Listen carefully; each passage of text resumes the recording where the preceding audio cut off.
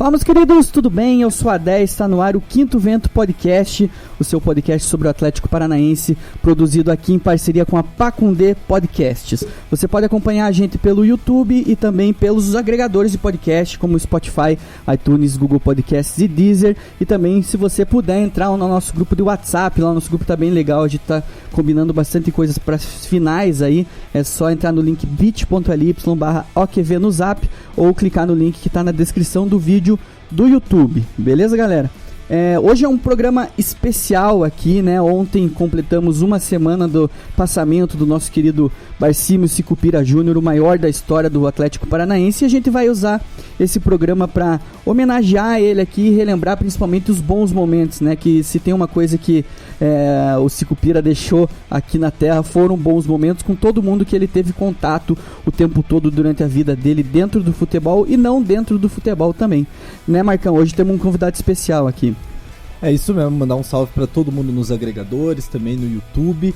Programinha especial, diferente do que vocês estão acostumados, mas nada mais justo para mostrar o tamanho de Sicupira dentro do Atlético, né?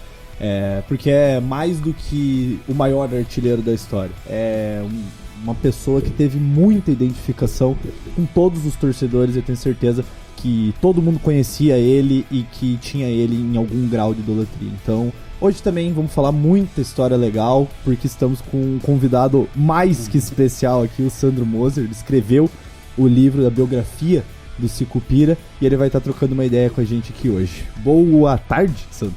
Boa tarde, boa noite, bom manhã, cara. Pô, especial é o convite dos amigos, ao qual eu não poderia me furtar, porque é sempre bom falar do Barcímio aí. Essa semana foi pesada, quase falei um palavrão já no Pode começo. falar que foi foda. Foi foda demais, cara, mas é isso, agora como vai passando aquela dor a mais aguda, assim, e como o Adé falou, vão ficando as coisas boas para lembrar, então será um prazer conversar com os amigos sobre este meu grande amigo. Show de bola. Sandro, tem uma coisa que eu sempre cito quando eu falo do Sicupa, cara, porque, assim, eu como atleticano, doente pela história também, eu sempre tive ele como um cara, né, um ícone aí, a gente chamava de lenda, ele ficava brabo, né? Para de me chamar de lenda, porque lenda é depois que morrer só. Agora pode.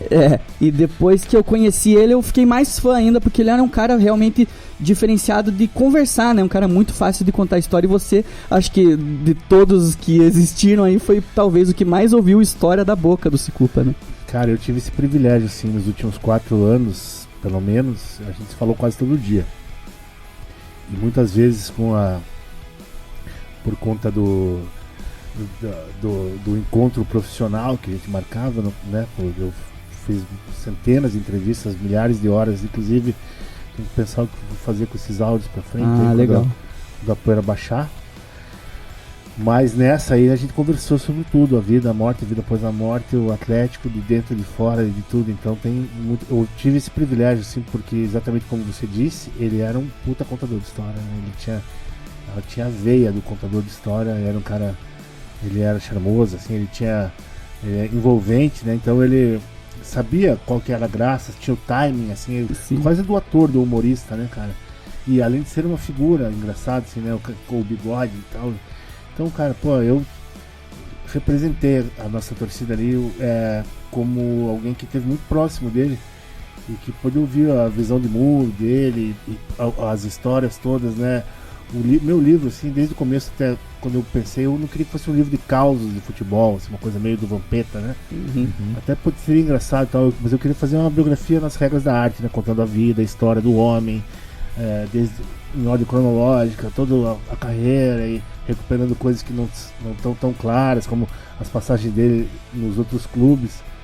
Mas as histórias sobraram, eu lembro de algumas aqui, podemos conversar sobre algumas, sim. Show de bola. Antes da gente contar as histórias, eu queria ainda nessa questão de homenagens, assim, né? Porque é aquela coisa, né? Depois que morre, todo mundo quer fazer homenagem. Mas assim, pelo que eu tava conversando com ele nesses últimos anos, assim, ele era um cara bastante tranquilo com relação à torcida, né? Eu acho que o que não faltou, que a gente pode falar que não faltou, foi homenagem da torcida e o carinho da torcida. Do Atlético em vida mesmo. Eu acho que isso a gente pode falar que não faltou, né? Acho que não, cara. Ele sentiu o reconhecimento em todo lugar que ia, né, cara, quem me fez perceber isso bem foi a Lenita, que é a ex-esposa dele, eterno amor dele, né? Ela disse que ela nunca, desde o tempo que ele jogava, ela nunca conseguiu ter uma DR, nunca conseguiu conversar com ele, porque sempre colava alguém, Sicupira, é aquele gol, não sei o que e tal, sabe? Então, onde ele foi, cara, ele foi muito amado, né? E aqui o reconhecimento da nossa galera foi lindo, momentos espetaculares, assim, né? Eu, por exemplo, o mais emocionante pra mim, sem dúvida, foi no aniversário de 75 anos dele, que ele foi pra Buenos Aires ver o nosso jogo com o Boca. Estávamos lá. Então, eu também tava com ele lá e, porra, ele teve que subir a escadaria da Bombonera pra ir na tribuna do aniversário, e tipo, subia quase no morro do Cristo, né, cara? E ele foi lá e aquilo lá, eu conhecendo ele, cara, aquele sorriso ali permanente que ele ficou, assim, sabe? Aquilo foi uma grande realização pra ele, assim, foi um grande achievement, né? Foi um grande... Ele viu que, puta, olha só, cara, várias gerações aqui, estamos aqui na Argentina, na Bombonera, e tá essa galera toda aqui gritando meu nome, cantando parabéns pra mim, assim, aquilo lá pegou ele, sabe? E aquela viagem foi muito bonita. Como é que foi? Explica pra gente como é que foi essa de levar o Cicupa pra Argentina. Cara, como é que foi a ideia? Como é que vocês fizeram? A ideia foi de um grupo de atleticanos ali, que o pessoal, vamos dizer, o Atlético de novo, né? Que é o Henrique Gaed, o Urso, né? Sim. Esses caras se cotizaram e, como era o Pedro Pedro Oliveira, da distribuidora de vinho Porto a Porto, eles se cotizaram e falaram, não, precisamos levar o Barcini pra Buenos Aires ver esse jogo aí, porque é aniversário dele, é uma maneira de homenagear. Esses caras fizeram várias, né? Eles fizeram também um jantar no Madaloso pra ele lá, que foi mais de 1.000 pessoas, cara. Então, uma fila de... Aquele da camiseta, né? Dessa camiseta tem, né? Não é? Não, acho que não é essa aqui é a que venderam depois. Mas fez uma fila de beijamão lá, que foi a coisa mais linda do mundo também. E esse pessoal todo me ajudou também no livro, a bancar uma parte importante do livro. Então, o que você disse é a pura verdade, cara. O reconhecimento em vida para ele foi dado, assim, e ele percebia. Então, o carinho e amor da torcida do Atlético com ele não faltou. E se faltou alguma outra coisa, já não interessa mais, né? Isso que era o mais importante, a gente conseguiu dar, né? Eu acho que extrapola só a torcida do Atlético. Eu acho que existia um respeito e um carinho pelo Sicupira por parte de todo mundo que acompanha o futebol aqui de Curitiba, porque ele não foi só jogador, né? Ele foi comentarista durante anos e trabalhou em um monte de lugar. Inclusive, essa semana, o próprio Galvão Bueno, no Bem Amigos, fez uma bonita homenagem. Ficou quase que um bloco inteiro falando do Sicupira, que eles eram bem amigos e tudo mais. Sem o trocadilho, né? Do Bem Amigos. Enfim, fica um programa. Muito amigo. Muito amigo. Mas, enfim, isso tem, né? E também mostra como o Sicupira era uma pessoa fácil de fazer amizades, né? As pessoas gostavam muito dele. Sim, ele era adorável, né? Carismático. Então, puta, é difícil até falar assim, sem ficar meio uma rasgação de seda agora eterna, assim, mas o Galvão tem as histórias ótimas, né, cara? O Galvão veio pra cá na aventura dos irmãos Martinez fazer uma rede nacional de TV, né? E o Galvão veio com a equipe toda pra montar, pra ser, além do narrador do número 1, ele era o cara que cuidava da grana, do comercial, de tudo. Então eles vieram com um projeto ousadíssimo, né? E o primeiro produto foi a Libertadores, a primeira que o São Paulo ganhou em 92, né? Então eles vieram de Malicuia, aí, com uma galera do Rio São Paulo, e o primeiro cara que ele chamou foi o Sicupira, que ele já conhecia, né? Como jogador e das andanças como comentarista aí, mas foi o primeiro cara que ele chamou. E ele até me falou uma coisa que a equipe ele foi montando, né? O Lombardi Júnior, que ele conhecia também, o Linhares Júnior, todo o pessoal que foi do primeiro mês ali, né? E daí ele falou que ele como ele era o chefe, ele fazia os contratos, né? Aí ele pegou o nome assim, Imer Bacurim Lombardi, que era o Lombardi Júnior, né, dele. Puta que pariu. Aí pegou o outro, Olgamar Linhares Júnior. Aí pegou o outro, Barcinho Sicupira dele. Porra, assim, não sei se vai dar certo. Se chamar de Júnior já não vai ajudar também, que todos são. Eu não sei se vai dar certo essa equipe, mas daí eles ficaram amigos pra caramba, assim, os dois. Eles montaram um time de futebol, jogavam toda semana. O Galvão me falou que ele foi artilheiro, né? Pela primeira vez na vida o Barça rolava, ele fazia o gol. E eles viajaram aí pelo Brasil, transmitiram uma Copa do Brasil, que o Criciúma ganhou, né?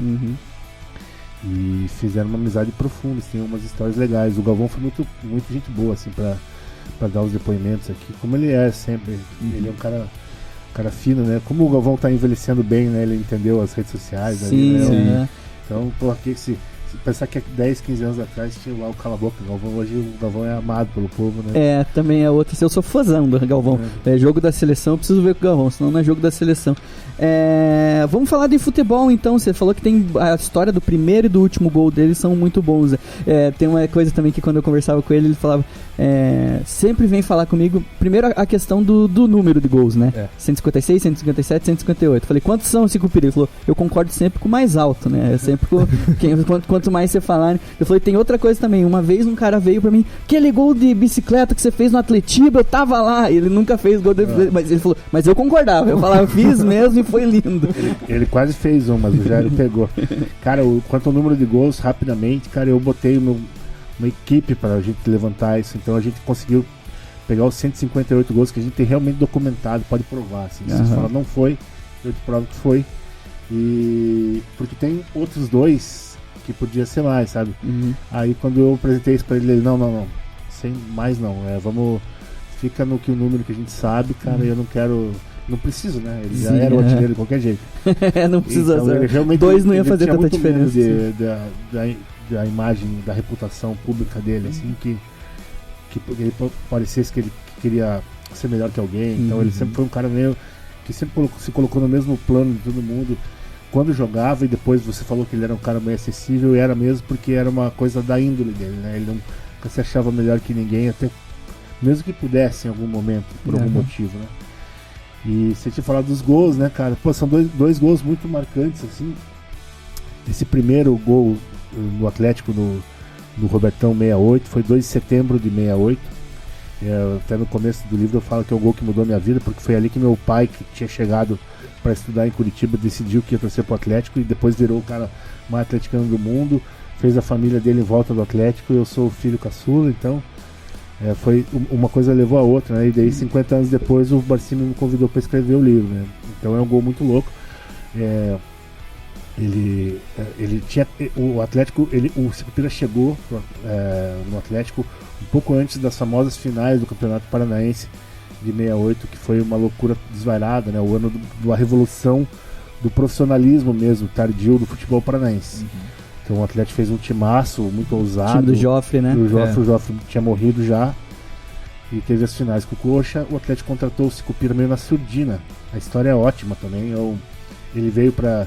Ele já tinha dado pra ele lá em Ribeirão, né? Ele tinha ganho lá, mas ele era um retrocesso na carreira dele, tá lá. Queria voltar pra casa depois ele tinha saído daqui em 64, então já eram 4 anos, parece pouco, mas no futebol é muito, né? E daí surgiu a oportunidade de conversar com o Coxa. E ele morava ali no Alto da 15, pra ele era fácil, vamos jogar no Coxa, foi uma boa ideia. Aí ele chegou lá, os caras esnobaram ele. O cara, depois a gente fala, mas se não me chamaram pra conversar, o cara, agora não vai dar. Ele ficou puto, né? E essa notícia, como as notícias correm, né? Chegou no Atlético e um dos cartolas do Atlético era um cara chamado Ailton Araújo, que era um cara montado na grana, era um empreiteiro, e era um cara que já naquela época já mexia com a bolsa de valores, assim, era um cara que investia até ou especulava, como preferido. Daí esse cara falou assim, você não quer vir jogar no Atlético? Vem aqui em casa, vamos tomar um uísque. Você não quer vir jogar no Atlético? Ele, claro que quero. Porra, então aí só... E daí como é que é? Tem que pagar os caras lá em Ribeirão, né? Então meu pai está lá. Dele, quanto que é? Aí ele falou o número lá. Eu até faço a conta, agora eu não lembro, mas não era muita coisa não. Aí o cara deu um cheque dele, lá foi lá, pegou o passe e deu pro Atlético. Ele comprou o passe e deu pro Atlético. O cara, o Ailton Araújo, comprou o passe e deu de presente pro Atlético. E daí ele chegou um pouquinho antes das finais, que foi talvez o momento em que a rivalidade recrudesceu mesmo, pegou fogo pra sempre daí, né? E foram trágicas ainda as finais. E no dia da final, o Sicupira estava vendo em casa, estava 1-0 com o Atlético, gol do Zé Roberto, o Atlético ia ser campeão. Uma vizinha teve um acidente doméstico e se machucou no intervalo, mais ou menos do jogo, bateu lá na casa deles. Precisa levar ela, naquele tempo você levava muito na farmácia, né? essa coisa do pronto-socorro, hoje isso não era bem assim. Aí ele levou ela numa farmácia no centro, cara, aí o jogo tinha acabado e a torcida do Coxa tava fazendo a festa, né? Aí os caras reconheceram, olha aí, o Sicupira do Atlético, e meio peitaram ele, meio zoaram ele, sabe? Aquilo lá magoou ele pra caramba, porque ele era um cara amoroso, amável, só que ele, às vezes, quando se pisava no calo mesmo, assim, ele guardava, assim, ele não... Se você não se desculpasse, não soubesse ser gentil, não que ele tivesse raiva do Coxa, não entendam mal mesmo, não tô falando em nome dele também, mas aquilo lá marcou ele, então tá bom. Então ele ficou com aquilo, o atleticanismo ali começou a fervilhar. Mais um motivo, né, pra ele. Mas ele não pôde jogar, né, então ele foi estrear no primeiro jogo do Robertão, foi esse, ficou no banco, o timaçaço do Atlético, né? E o jogo tava encrespado, ele entrou e deu a bicicleta lá. Que a gente foi Atlético e São Paulo, São né? Paulo, né? Tava 1x0 pro São Paulo e no finalzinho ele fez um gol fantástico na Vila Capanema. E ele que é o grande, foi talvez o jogador de primeira linha que mais fez gols de bicicleta, né? A gente não consegue exatamente, eu contei com ele ali mais ou menos 8 ou 9, né? Nossa, bastante. No Atlético ele fez vários, né? Em amistosos, fez esse, fez alguns, né? Se você contar aquele do Corinthians lá, que é o famoso gol que ele faz contra o Ceará, que enlouqueceu a torcida do Corinthians, que é uma puxeta meio obtusa e aos 90 e salto tantos no vácuo com um chute lateral lá, né? Daí dá 9. Mas ele já tinha feito ali na Vila mesmo o gol até então o mais fodão deles, que foi o gol que deu o título pro Ferroviário e que o levou pro Botafogo, assim. Tinha os olheiros do Botafogo no dia, ele deu essa bike, deu várias outras, né? Era a especialidade da casa. Então esse foi o primeiro gol espetacular, o gol eterno, né? A bicicleta imortal do Sicupira. E o último que também é uma história muito foda, que foi numa fase daí o contrário, né? Teve esse tempo meio mágico ali de 68, do Joffre Cabral e tudo. Até o título de 70, né? Então, e daí na fase final a coisa tava muito mambembe já, né? Ele tinha ido para São Paulo, ele tinha voltado e pegou o Atlético já meio esfacelando, assim, com umas diretorias não muito comprometidas, vamos dizer assim, para não ofender ninguém, né? Mas, e daí ficou meio demais. Aí, no final do ano de 75, arrumaram uma excursão para o Espírito Santo. Mas era muito vilanizado, né? Os caras, estavam comendo numa zona lá. Era meio que eles mesmo, né? Que organizavam, assim. Conta. Tinha um sobrinho, um parente do diretor que foi meio pra viajar junto, sabe? Porque não tinha o que fazer. E eles foram resolvendo ali. Tanto que o último que ele fez gol, não era um jogo que estava marcado já na excursão oficial. Mas foi o jogo que eles, jogadores, e ele que era o líder, o capitão, o craque, arrumaram lá durante o torneio numa cidade próxima ali na cidade de Colatina, né? Que é o quanto eles tinham chamado São Silvano. E eles foram com o ônibus desses de linha, esses com catraca, assim, né? Aí foram lá, jogaram, ganharam de 4-0, pegaram o bicho na mão, nem passaram pro clube, dividiram entre eles. Consta que o ônibus parou e foi do estádio direto pra... ele falou, esse aí, pegamos o dinheiro do bicho, já falou, toca direto pra zona, já parou, disse que desceu 15 loucos. Exatamente, cara, ele falou assim, imagina o frenesi, né, aquela zona parada, uma quarta-feira à tarde lá na casa de chapéu. Chega 22 caras de toalha, assim, de tudo que é tamanho e cor, e não sei o que. Mas como ele gostava de dizer quando contava essa história, só os solteiros, né? Os casados não foram. É bom deixar claro. Inclusive ele, né? Mas esse foi um gol que ninguém viu, né? Ele fez um gol nesse estádio lá, que é... Se eu não me engano, cara, eu tô ficando com Alzheimer, mas é Justiniano de Melo e Silva, que vem a ser o vô do Requião. Assim, nossa. Cara, ele foi um político lá, importante lá, então capixaba. Então foi nesse estádio aí no final de 75, daí tinha mais um jogo pra fazer, pra completar a excursão, mas ele decidiu parar. No dia da concentração lá, ele falou, amanhã eu não vou jogar, pode vir uma caipirinha que eu parei. Exatamente foi assim que ele falou. assim, amanhã Parei. eu não vou jogar. Eu, inclusive, vou pedir uma caipirinha pro amigo aqui. Eu não, desse jeito aqui, não jogo mais passando perrengue, porque o cara, pra ter jogado no nível que ele jogou, no Botafogo, Com as depois, pessoas, né? nos grandes momentos do Atlético, depois do Corinthians, depois pra passar por essas coisas, daí ele cansou. Eu acho que, hoje em dia, eu acho que foi precipitado. Eu perguntei 1000 vezes pra ele se ele se arrependia, ele disse que não. Que eu acho que na hora foi o que, com o que ele sabia, o que ele achava que estava certo. E ele já estava começando uma outra carreira, ele tinha passado um concurso público para ser professor da rede municipal, né? Então estava a fim de casar, e logo depois ele estava a fim de casar, não, tinha acabado de casar, né? E ia ter filho, então ele logo depois ele foi convidado para ser o coordenador do departamento, não sei se é exatamente esse o cargo, mas de educação física da Universidade Federal. Então ele ali foi tudo certo, assim, pelo menos na cabeça dele. Parou com 31, né, cara? Podia ter jogado mais umas 3 temporadas, fácil. Sim. Ele disse que teve até uns convites do Pinheiros e tal, dele não vai dar, né? Já que no Atlético não vai dar, não vai ser no Pinheiro, né?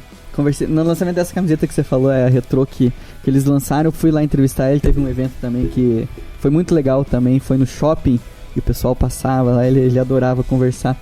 Que ele me falou que quando ele virou técnico do Atlético, ele falou: entrei na sala, tomei uma garrafa de uísque e saí o técnico do Atlético. Mais ou menos assim, essa história é boa também. Ele foi nessa época, ele era o coordenador, tinha um puta cargo na Federal, tava tranquilo, com uma filhinha, acho que a Lenita tava grávida da outra, e a vida tava calma, eles tinha perdido aquela coisa do boleiro, de concentrar e tal, e a pressão. Então, pela primeira vez, tava com o boi na sombra. Caiu o técnico do Atlético, os caras tiveram a ideia aí, por que não o Sicupira, né?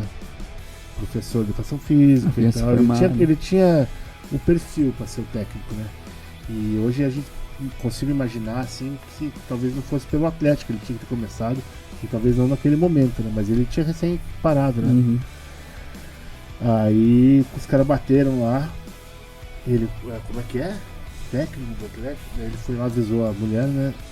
A Lenita falou assim: cara, ó, você não vai aceitar, hein? Ele, não, deixa, jamais, velho. Não vou trocar isso aqui, imagine. Eu vou só conversar, tranquilidade, isso aqui eu não posso recusar de conversar com os caras lá. Olha, todo olho, né? Ele disse que chegou às 2 da manhã, os caras. O novo técnico do Atlético! Chegaram tropeçando lá, e ela, puta que pariu. E daí não foi fácil, né? Porque ser técnico é foda, né? E no clube onde você foi o maior ídolo, né, cara? Você tinha acabado ali, você é cobrado como pra dar soluções que o jogador dava, né? Então tinha que ser não genial. É ele jogando, né? Ele não podia fazer um gol de bicicleta ali, né? E com o que ele tinha ali, tentou e tal. E no começo uma fase muito ruim, muitas derrotas. E daí quando a coisa estava começando a tentar entrar nos eixos, daí teve uma sacanagem lá e acabou que não deu certo, e pra mim é meio doloroso, porque eu acho que foi um encerramento prematuro de uma carreira promissora, assim. Ele tinha as skills para ser um técnico foda, assim. Uhum. Muita gente que conhecia menos bola, que tinha menos inteligência, menos capacidade de comunicação. E a preparação acadêmica também, né? A preparação acadêmica dele, que era fora, era extraordinária, né? Um pouquinho, era acima do nível do futebol em geral. Muita gente conseguiu, e ele, que eu acho que tinha um potencial foda, não conseguiu. E aquela coisa da grana mesmo, né? O técnico faz umas 2, 3 temporadas boas, fica rico pra sempre, né? Uhum. Ele nunca passou necessidade longe disso, mas foi radialista, né? Uma vida um pouquinho diferente, né? Uhum. Eu queria, agora não dá nem pra pensar, mas eu lamento que ele tenha dado errado ali do jeito. Eu acho que e é difícil pensar algum ídolo que foi técnico do time e já saiu e foi ídolo também. Acho que não aconteceu, né? Então... Até aconteceu com o próprio Rogério Ceni, que ele foi direto pro São Paulo, e não é assim que mas funciona, queimaram, né? Então acho que muito também difícil, é muito né? parecido isso, né? O Cartola acaba jogando no ídolo ali, esse vai ser o salvador da pátria, e acaba não dando o jogador pro cara, né, teor de qualidade e tudo. Mas pelo que você conversou com ele, Ele tinha essa vontade mesmo de ser técnico ou era uma coisa um pouco mais meio que da torcida querer e tudo? Ele tinha, cara. Ele achava que ia ser, assim. Mas passou com esse primeiro trauma. Uhum. Ele falou, não, pra mim já deu, nunca mais. Nunca mais tentou, né? Uhum. Ele podia ter tentado e tal, mas nunca mais tentou. Até uns amigos que trabalham no futebol desde então, se falam, pô, ali, aquilo, não, isso aqui não deu certo, um abraço. Mas até esse momento ele achou que dava. Talvez tenha errado o timing ali. Enfim, Sicupira nunca erra o timing, né? Eu pessoalmente, cara, até queria dar o depoimento aqui que eu tive a sorte também de conseguir conversar com o Sicupira mais, assim, porque um dos grandes amigos meus é parente da Lenita lá, tá tudo junto, e eu consegui esse contato pra fazer algumas coisas com eles, inclusive a página do Facebook lá, aquele logo que usaram lembra que ele entregou a troféu lá no Couto, lá tinha o login, sim. que a cara dele, o 8 foi eu que fiz lá, eu que fiz com a Flávia. A taça eu? Exatamente, entrega da taça eu. Exatamente. Eu entreguei a taça eu. Então, quem ganhou mesmo a taça eu? Toledo, né? Foi o Toledo que entrou, ganhou do Coxa. Muito bem. E daí eu tive a oportunidade, e ele foi no meu casamento, cara. A gente conseguiu, como presente de casamento, lá o Celotes ligou pra Flávia e falou, você consegue levar o Cicu pra lá, porque a gente casou fizemos uma cerimônia e tal, mas daí a gente fez uma festa no bar, né, coisa. Daí a gente fez uma caneca pra todo mundo, a gente escreveu In Sicupira We Trust embaixo da caneca, assim. E daí eles conseguiram, ele viu a caneca, adorou. Ele até que é um cara que não bebia tanta cerveja, né, ele gostava mais de Cuba, ele falou, serve de vinho, e Cuba serve uma cerveja pra mim porque eu quero usar a caneca. Ele usou, ficou guardada lá na edícula dele, lá acho que tá até hoje lá guardada. Não sabia que era. Talvez eu tenha tomado já uma gole alguma coisa. Com certeza. E daí tive a oportunidade de ir na casa dele lá pra fazer esse negócio meio que juntar, eles tinham uma página do Facebook, também tinha o perfil, daí fiz o logo lá pra ele conseguir postar nas redes, e nesse dia, fora que eu entrevistei ele umas 4 vezes, acho, né? Que legal. E consegui ficar lá na casa dele, lá na casa do lado da casa da mãe dele, lá, trocar uma ideia que isso aí eu não troco por nada na vida. Sim, porque ali tinha a churrasqueira, né? E tinha o Sicupirão, que eu chamava, que era onde ele via o futebol ali, né? Uhum. No cantinho do sofá ali, eu tava permanentemente ligado no futebol. Sim. E ele ali fazendo os comentários. Essa era quase chorando de lembrar como era gostoso ir lá, cara. E passar esses momentos aí conversando de bola com ele, do Atlético, da vida. Mas é isso, né, cara? A gente tem que se considerar sortudo, né? A gente tem que levar esse negócio pro lado bom, né? Até uma coisa que você ia lá na casa dele e falava, pô, o Sicupira deve ter um monte de coisa pra mostrar, né? Ele falou, eu emprestei tudo e nunca me devolvi umas coisas. Ele emprestando camisa, emprestando faixa, os caras não devolviam, ele não pedia de volta. Tinha até os anos 80 tinha uma coisa idiota, que eram as gincanas, os clubes, né? Santa Mônica, você vai fazer um gincano. Aí você tinha que achar uma camisa de um jogador, não sei o que. Daí o cara ia lá, pediu e lógico que não voltava, né? Você falou do gol lá, eu esqueci de uma história do primeiro gol da Bike contra o São Paulo, que é bem boa também, tá no nosso livro. Ele, depois que fez o gol, naquela night lá, ele saiu, né? Aí foi numa boate ali perto da Praça Espanha, que tinha uma área de boates ali. Aí os caras assim, pô, esse golaço, caralho. Todo mundo louco lá, assim, como é que foi? Mostra aí pra gente, né? Mas como? Ele, não, pegaram uma latinha lá, aí disse que ele teve que dar uma bicicleta no meio na noite, os caras, não, agora queremos ver como é que é. Ele jogou a latinha.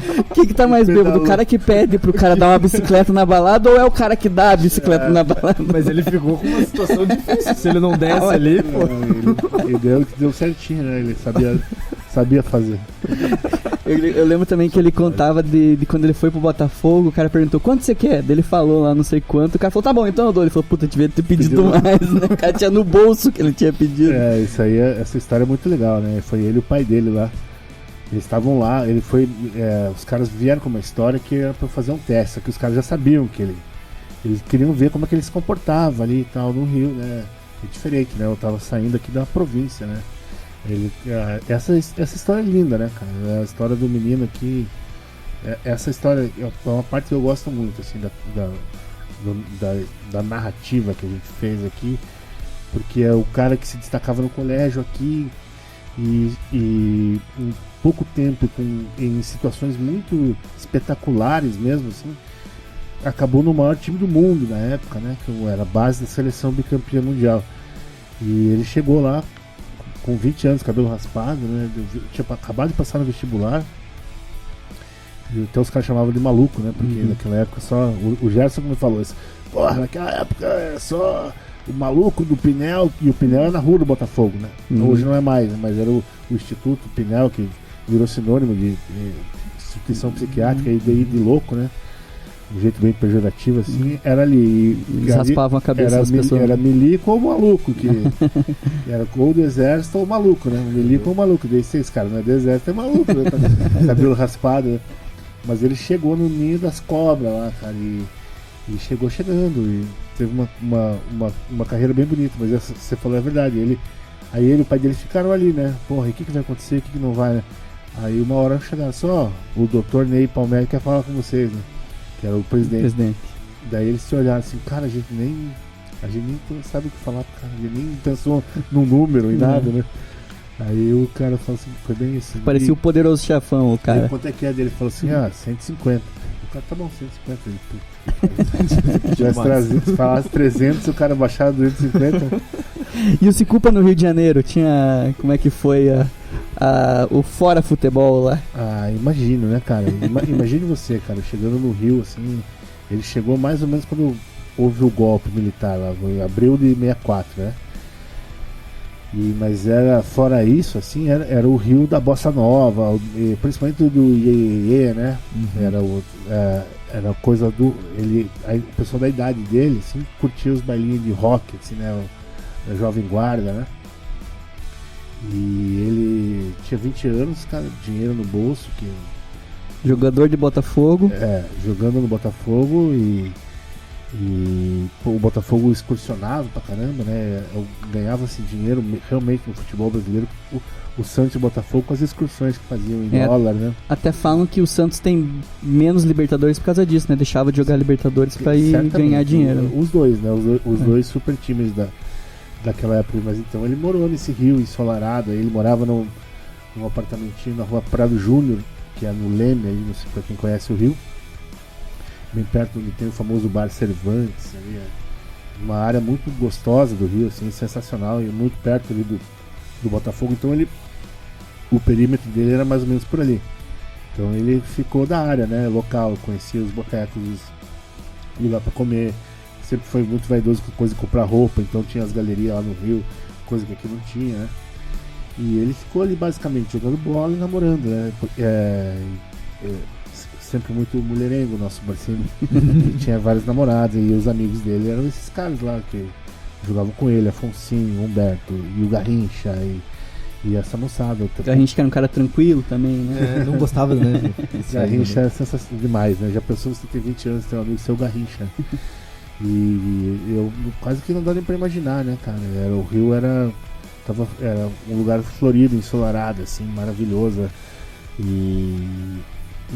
Algumas vezes eu fui com ele pro Rio e a gente passou lá nos lugares ali. Vocês filmaram, né? Filmamos, até passou na pedreira. Sim, lá, né? Fez um filme. A gente chegou aí num samba na Portela junto, lá foi bem legal também. E no Maraca, né? Que a casa dele, ele jogou muitas vezes no Maracanã. E acho que uma das coisas que mais me deu prazer, satisfação, a melhor palavra, em fazer o livro foi contar a história dele do Botafogo, a importância que teve, que aqui em Curitiba até hoje eu vi os caras comentando lá no velório, os caras falando bobagem, falando dos lugares comuns, assim, que na pesquisa a gente viu que não era assim, sabe, ele não foi um jogador qualquer lá, pelo contrário, foi a maior parte do tempo titular, jogou mais de 150 jogos, sempre digo, né, hoje em dia o cara joga 100 jogos, faz uma camisa comemorativa, sim, né, 100 jogos, não sei do que. Sim. E fez quase 39 gols, né? Fez gols em todos os clássicos, lotado, fez gol no Flamengo, no Vasco. O Vasco a vítima preferida. Tá? Se não me engano, foram 6 gols. E de tudo que é jeito, assim, jogo de 100 mil pessoas e tal, né? E os famosos gols no Flu, né? No super goleiro Castilho, que era uma lenda do Fluminense, jogou 20 anos no Fluminense, era um goleiro espetacular. Ele fez 2 golaços, assim, 2 bombas de fora da área lá numa noite memorável. Então ele teve no elenco campeão dos 2 Rio São Paulo daquela época, 64 e 66. E ele teve em vários torneios internacionais que o Botafogo ganhou. Então tem várias taças lá no General Severiano, que tem a assinatura do nosso querido Barcínio. E cara, ele chegou muito novo e já entrou no time titular, né? Aí o Botafogo tá cheio da grana, contratou vários jogadores da posição dele, e ele entrou e saiu, mas quando ele teve a oportunidade de ir pro Botafogo de Ribeirão, foi a mesma coisa. O Botafogo de Ribeirão era um time de um bicheiro lá, do malandro. Era uma época que Ribeirão Preto tava super efervescente, assim, principalmente na questão financeira. Era o começo do agronegócio bombando lá. Uhum. E os caras estavam fazendo estádio, fazendo as avenidas lá, era uma coisa. Tinha uma euforia na cidade. E o time era um dos símbolos disso, né? Então os caras foram pro Rio lá pra contratar alguém. Daí viram, por que não o Sicupira, né? Dele, vê quanto que ele quer ganhar, né? Daí falaram pra ele, os caras do Botafogo de Ribeirão aí estão com a mala de dinheiro e querem falar com você. Dele, legal, tá, mas eu acho que eu prefiro fazer o contrato aqui, quer renovar, ou talvez tinha uma sondagem do América, que naquele tempo era grande e tal. Daí ele falou, vou falar o número pros caras, os caras vão virar embora e daí tá tudo certo. Uhum. Daí ele falou lá, eu quero tanto. Aí o cara olhou assim, posso dar um telefonema? Eu, tá, pode. Ele ligou pro cara assim, o cara só pode ser em 3 vezes? Dele, puta, Tem que aceitar de novo. aí teve que aceitar, né? Mas pra ele, pessoalmente, foi muito legal também. E pra mim, foi muito bonito ir pra Ribeirão, fiquei um tempo lá. E lá, ele deixou muitos amigos lá, cara. Ele fez história lá, ele fez o primeiro gol, ele foi artilheiro lá, mudou de patamar o time deles. O Rei Pelé, né? O estádio. O estádio não, é o Santa Cruz. Santa Cruz, que fez o primeiro gol do estádio, né? Então, o estádio foi... Fizeram Por que eu falei Rei Pelé? Rei Pelé tô louco. É sempre bom falar do Rei Pelé. E pô, fizeram um estádio gigante, sensacional lá, né? E mobilizaram a cidade, assim. E ele fez o primeiro gol, então entrou pra história lá. Mas pessoalmente foi muito legal pra ele também. E uma coisa que a gente não falou, eu tô falando demais, nem sei se eu Não, falar, por favor, é isso que estamos aí. É que o Barsi, ele não bebia no Rio, cara. Ele só bebia limonada. A gente passou lá no Rio, com o carrinho rixa, ele não bebia, não tinha aprendido a beber. Uhum. Ele era muito, muito moleque aqui, filho do militar. Então aqui ele tinha tomado um dia um poncho, uma cerveja e tal, mas não tinha o hábito. E isso ele pegou lá em Ribeirão. Que lá tinha outro tipo de sociedade, assim, né, cara? Era muita gente endinheirada, muita festa em casa, assim, as pessoas... vamos lá na chácara, não sei de quem. Uhum. Dos bacanas. E quem não bebesse não dançava com as mulheres, né, cara? Aí, lá que é motivo melhor. Ele tem que beber. Aí lá que ele começou. E daí foi uma coisa que entrou na personalidade dele, assim. Ele nunca foi um mocó, nunca viu ele fazendo algum vexame, né? Não, aperitivo, né? Não custa nada. Bem elegante, assim, tudo que ele fazia, assim. Mas ele gostava, sabe? Realmente gostava de sentar e tomar e conversar. Quem não gosta, né? Mas ele, no real, ele era um craque, assim, um mestre, né? Não tinha nada melhor. Eu falo que... Eu até escrevo ali que vir pra Curitiba e não tomar um vinho com o Sicupira quem não fez isso não conheceu Curitiba, né? Sim. Até a gente tava gravando, você veio gravar com os gastronautas, que ele era um conhecedor, era uma figura carimbada aí dos botecos de Curitiba, né? Era um cara que entendia de tudo. Ele era foda. Mas ele gostava mesmo de tomar um vinho tinto. Agora, pelo menos na fase em que eu convivi com ele gostava de tomar um vinho tinto ali na casa dele, no sofá dele. Se a conversa tivesse boa, abria mais uma garrafa. Assim. E o bigode, você falou que tem um primeiro gol de como ele começou a usar o bigode, como é que foi? Então, ele até... A história do bigode é legal, porque o bigode também virou uma marca, né, cara? Então, aquele aplicativo do Bigode, aquela primeira vez, Sim, que acho que foi nos 75 anos. Foi, Foi uma coisa sensacional, assim, pra ele e pra nós também. Pô, é uma marca tão forte, assim, que eu até mandei fazer um carimbo do Bigode, nos livros que a gente entregava e dava uma carimbada, mas para efeitos históricos, vamos dizer assim, o Bigode surgiu, ele já tinha tentado um Cavanha e tal, mas quando aquele formato do Bigode mexicano ali, que ele usou até o fim da vida, apareceu pela primeira vez no famoso Atletiba 4-3 do Paranaense 71, que é o jogo das viradas, né? Que é o jogo, acho que o grande Atletiba, assim, da geração dele. Acho que é aquele da foto que vai ser a estátua lá, não é? Que ele tá com as duas mãos pra cima. Não, esse é um jogo na Baixada. Essa aí. Tem uma foto linda aqui no livro, que é ele comemorando o gol ali, né? E a torcida do Coxa quieta ali, e ele flutuando ali no relvado do Major Antônio Couto Pereira. E esse jogo é histórico porque o Coxa saiu na frente 2-0, aí teve um pênalti pro Atlético e ele meio pipocou, deixou o Nilson Borges bater, o Nilson errou, mas daí ele fez um gol, o Nilson fez outro, o Valtinho virou e o Nilson fez mais um, daí virou 4-2, aí os Coxas fizeram 4-3, é um jogo antológico, assim, quem viu e quem participou não esquece jamais. E esse, para efeito histórico, foi a primeira vez que ele foi no Barbeiro Pernambuco, que é um barbeiro também, que é aqui na Avenida de Iguaçu, aqui pertinho. E o Pernambuco, ele falou, não, o Pernambuco ia cortar ele, não, eu vou deixar o Bigode. Aí o bigodão garboso que ele ostentou durante toda a sua carreira surgiu ali. Show de bola, ele virou. Eu queria voltar ao futebol agora. É difícil a gente comparar, porque naquela época a seleção brasileira era algo um pouco mais difícil de se chegar, tinha muito jogador, a gente sabe como que era. Mas é inevitável perguntar o porquê que ele não foi à seleção brasileira. Porque é um jogador que jogou muitos jogos, como você falou, no Botafogo, que era um time top da época. Depois de alguns anos acabou jogando no Corinthians também, que é um time grande. E dá pra perceber, eu não vi ele jogar, mas dá pra perceber que era realmente um craque de bola. Existiu alguma história, alguma coisa que o colocasse próximo da seleção? Tem algum caso sobre isso? Cara, a seleção é o seguinte, quando ele surgiu como um fenômeno, assim, porque foi um fenômeno aqui no Ferroviário, né? Ele fez um campeonato absurdo, espetacular, ele decidiu todos os jogos com golaços e tal, chamou a atenção do Botafogo. E quando ele chegou lá, o discurso dele, e até para amigos, para colegas da imprensa que o conheceram naquela época, era claro de seleção, né? É o sonho de cada um, né? E ele sentia que tinha bola para a seleção, sim. Apesar da seleção ser o cara da posição dele era o Pelé, né?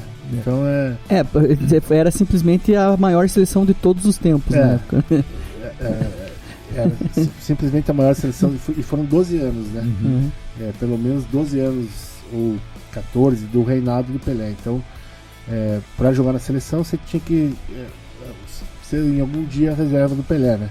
Na época dele. E, pô, tinha... como ele não se firmou no Botafogo como se imaginou, que ele também ele jogou muito, foi muito importante, foi campeão, como eu disse atrás, mas ele não chegou a se firmar, ser o grande, o ídolo do Botafogo e tal, como por exemplo o Jairzinho foi, que era o cara contemporâneo dele, né? O Jairzinho jogando ou mais aberto depois, ou de centroavante, e que foi o grande parceiro do Pelé nos anos 70. Mas então tinha uma concorrência terrível, assim, a melhor geração de craques da posição dele, que tinha no Cruzeiro, tinha o Tostão, tinha o Rivelino no Corinthians, ainda que o Rivelino fosse um pouquinho mais armador, mas tinha o Ademir no Palmeiras. Então cada um dos grandes times do Brasil tinha um super craque, e todos eles orbitando em volta do maior jogador de todos os tempos, né? Então a seleção não foi, ele não acho que não teve um momento que ele ficou próximo da seleção. Ele foi convocado para aquelas seleções cariocas que tinham, era muito comum, né? Sim, tinha os amistosos e tal, mas no começo da carreira, sim, era ele almejava isso, mas a partir do momento que ele também saiu do centro lá, então ficou meio distante.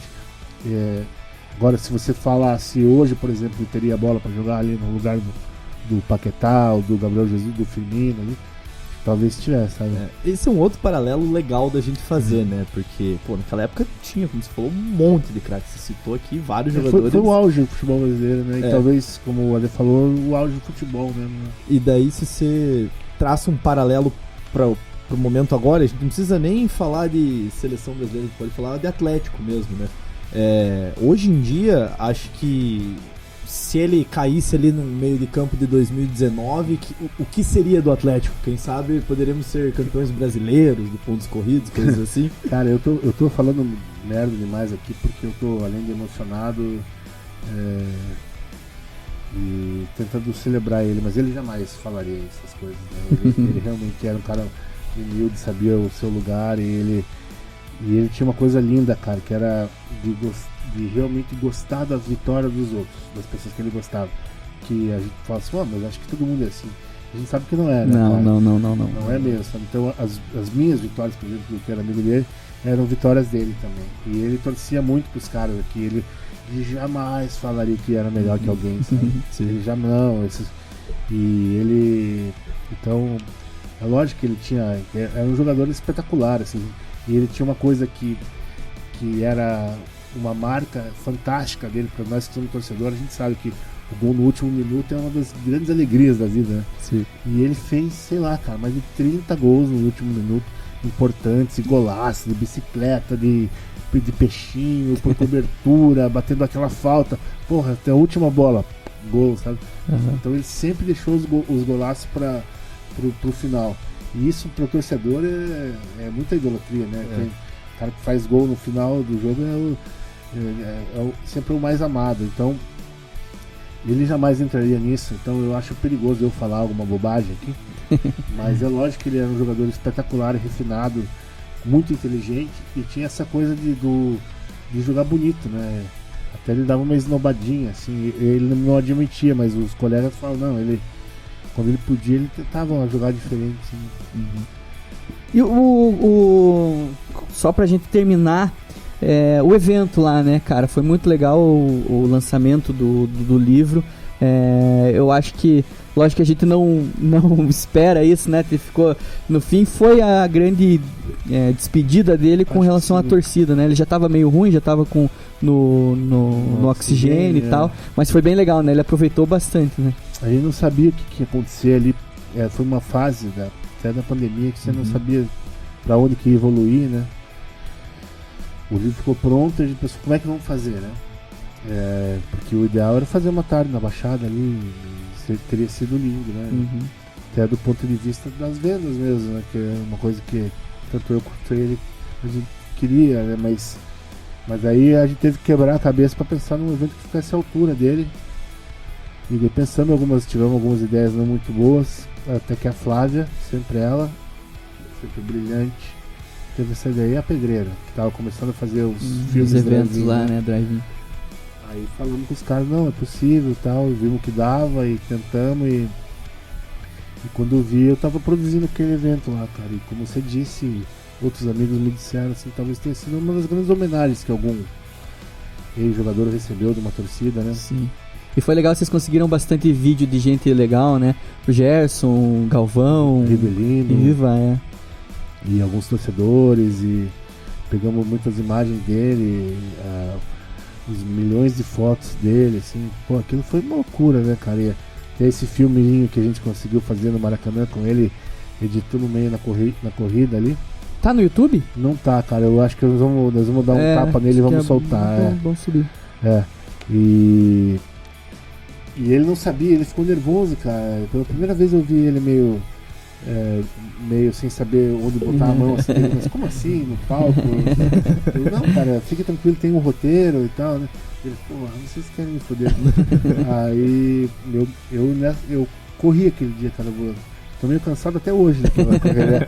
Eu bati um escanteio e cabecei, assim, mas eu acho que um dia eu vou olhar, eu já posso até dizer isso, mas daqui a uns 10 anos, se eu estiver vivo aí, eu vou olhar pra trás e vou ter orgulho, assim, de ter feito essa homenagem lá, porque foi demais, cara. Até hoje, às vezes eu vejo umas imagens e penso, pô, mas a gente não fez isso, né? que é um lugar, tem um Borogodó, assim, é um lugar pra cidade que tem uma mística, e cheio, e tinha a bandeira dos fanáticos. E buzinaço. Cara, incrível mesmo, e ele ficou muito feliz, cara. Show de bola. Eu até uns anos atrás eu comecei a fazer uma correria pra questão da estátua, né?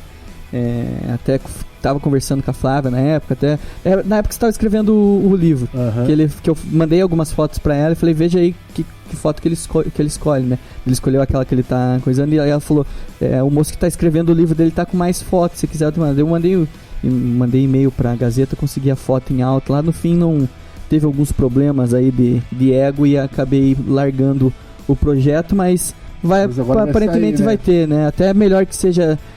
Lógico que seria legal pra torcida, feito pela torcida, mas o Greca aí prometeu. Já tá em tramitação pelos vereadores a mudança do nome da praça, melhor, né? Cara, com o Afonso Botelho que. Obrigado, né? Já deu também, né? Mas legal demais. Ele nem é tão bonito assim, a coisa mais extraordinária que aconteceu na vida dele foi ter sido morto pelos índios aqui, né? Então, da justiça. Exatamente. E tem até os negócios dos índios, tem do escoteiro assim. Cara, e a Praça do Atlético, né? Eu acho que aí sim a gente vai poder chamar ela Praça Sicupira, né? Eu acho que seria um reconhecimento da cidade muito bonito, muito legal, assim. Se a estátua pelo jeito vai sair também, eu concordo com você que seja uma escultura pública é mais legal do que seja alguma coisa que, porque é feito de forma transparente e marca um reconhecimento da sociedade, né? O que é o prefeito se não o representante da sociedade, né? Então acho que vai ficar do bom tamanho, como também temos que reconhecer e agradecer a gentileza do Atlético de ceder a Baixada para fazer a despedida dele. Então foi lindo, né? Ele terminar ali onde sendo reverenciado no último adeus, no lugar onde ele construiu as grandes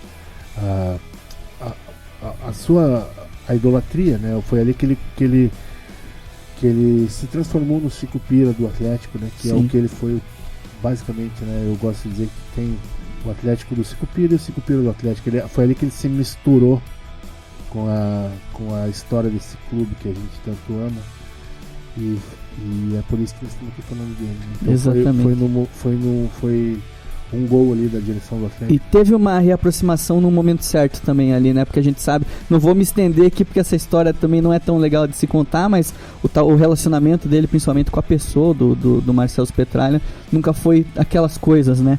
Mas no final ali até começou na época dos 75 anos, né? A gente fez a plaquinha pra ele, pra entregar lá no gramado também, e graças a Deus que deu esse tempo aí.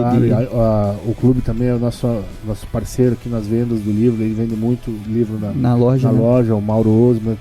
E agradecer, se houve no passado alguma coisa, ficou no passado, e o clube foi também parceiro na pedreira ali, então o que você falou é verdade, assim, o Atlético e o Sicupira não digo que terminaram, porque isso nunca vai terminar, né? Mas estavam num momento bonito, assim. E na verdade é um momento que dura desde setembro de 68, né? Exatamente. E agora tem uma eternidade inteira para reconhecer esse privilégio que é, além de torcer para o Atlético, ter como ídolo maior o nosso querido Marcinho Sicupira Júnior. E a gente tá aqui para contar a história para quem não souber, né, Sandro? Eu acho que isso também é um dever de cada atleticano, e principalmente quem conheceu ele, para contar a história desse cara que foi o maior jogador do Atlético, mas foi uma das grandes pessoas que passou aqui por esse plano aqui nessa cidade. Então é muito legal a gente conseguir aquilo que eu falei, a torcida conseguiu dar bastante homenagem, reconhecer ele em vida, mas pós a vida dele, também cada homenagem vai ser bem feita e vai ser merecida. E esperamos que saia logo aí a estátua e a mudança da praça. Com todo respeito ao Afonso Botelho, mas... Um abraço, seu Afonso Botelho. E é isso, meus amigos. Pô, que maravilha, cara. Falei bastante, mas falamos bonito. Assim, não, é isso aí, cara. É isso que a gente tinha que ser dito. Amanhã, no domingo, estamos gravando no sábado, né? Vai na segunda. Então vai ter sido ontem a missa do sétimo dia do batismo. Estaremos lá. E sempre que precisarem pra gente falar disso, de histórias do Atlético, né? Esse clube centenário, eu não quero, espero não parar por aí. Eu quero fazer outros trabalhos, outros projetos com a história do clube. Show de bola. Isso aí, né, Marcão? É isso aí. Agradecer a presença do Sandro. Acho que esses programas, óbvio que era um motivo que ninguém queria estar aqui gravando o programa, né? Mas é muito importante a gente homenagear e relembrar e relatar a história. Se você não tiver a oportunidade de ler o livro, escuta o nosso podcast, tem um monte de história legal aqui. E compra o livro, né? Vai sair uma segunda edição? Você tava falando que... Aí eu não sei se vai sair, cara, mas ainda tem alguns, e tem nas livrarias Curitiba, tem na loja do Atlético, e tem um link para comprar do autor, que é www.cicopira8.com.br, 8 numeral. Aí você entra em contato comigo ali, a gente entrega aqui em Curitiba, onde for, né? Temos alguns livros, mas está acabando. Aí agora temos que ver o que vai rolar, cara. Talvez fique essa edição mesmo e vire uma coisa rara assim. E vamos ver, o futuro não nos pertence. Exatamente. E não esquece do vídeo, tem que ir pro vídeo no YouTube, vou cobrar lá. Vou falar com o meu parceiro lá, vamos fazer assim.